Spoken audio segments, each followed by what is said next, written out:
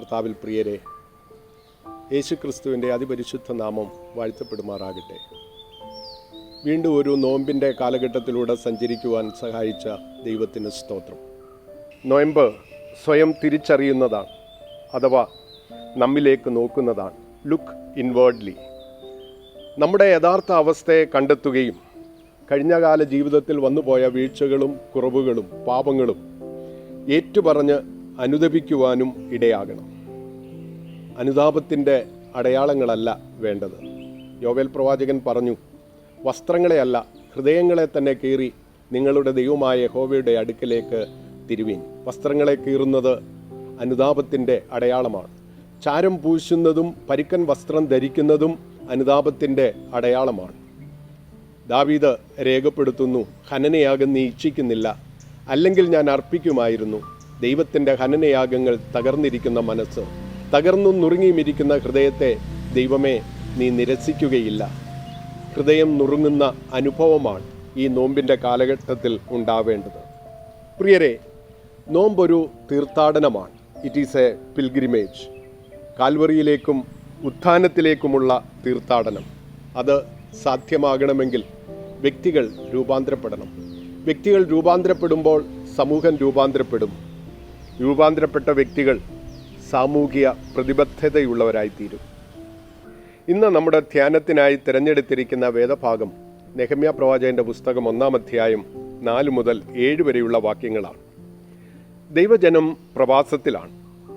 പ്രവാസം ദൈവശിക്ഷയായിട്ടാണ് പഴയ നിയമം വിവക്ഷിക്കുന്നത്. പ്രവാസികളുടെ കൂട്ടത്തിൽ ചെറുപ്പക്കാരായ ആളുകളെ, ജ്ഞാനവും വിവേകവുമുള്ളവരെ രാജ്യത്തിൻ്റെ ഭരണകാര്യങ്ങൾക്കായി ഉപയോഗിച്ചിരുന്നു. ദാനിയേൽ, ശദ്രക്ക്, മേശക്ക്, അബേദ്നെഗോവും തുടങ്ങിയവർ ഇതിന് ഉദാഹരണമാണ്. അതുപോലെ ശൂശൻ രാജധാനിയിലെ വിശ്വസ്തനായ സേവകനായിരുന്നു നെഹമ്യാവ്, രാജാവിൻ്റെ പാനപാത്രവാഹകൻ. വലിയ ഉത്തരവാദിത്വമുള്ള പദവിയായിരുന്നു അത്. ഈ സന്ദർഭത്തിലും യെരുശലേമിലുള്ള ജനങ്ങളുമായി നെഹമ്യാവ് അടുത്ത ബന്ധം പുലർത്തിയിരുന്നു.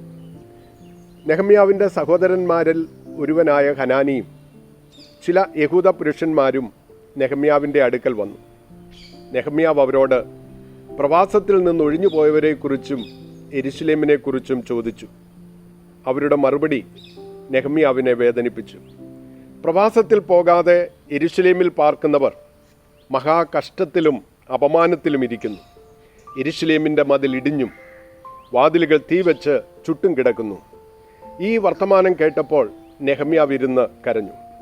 കുറേ നാൾ ദുഃഖിച്ചും ഉപവസിച്ചും കൊണ്ട് സ്വർഗത്തിലെ ദൈവത്തോട് രാവും പകലും പ്രാർത്ഥിച്ചു. സ്വന്തം ജനത്തിൻ്റെ പാപങ്ങൾ ഏറ്റുപറഞ്ഞുകൊണ്ട് പ്രാർത്ഥിക്കുന്ന തൻ്റെ അപേക്ഷയെ ദൈവമേ നീ കേൾക്കുകയില്ലയോ എന്ന് നെഹമ്യാവ് നിലവിളിക്കുകയാണ്. ഞാനും എൻ്റെ പിതൃഭവനവും പാപം ചെയ്തിരിക്കുന്നു.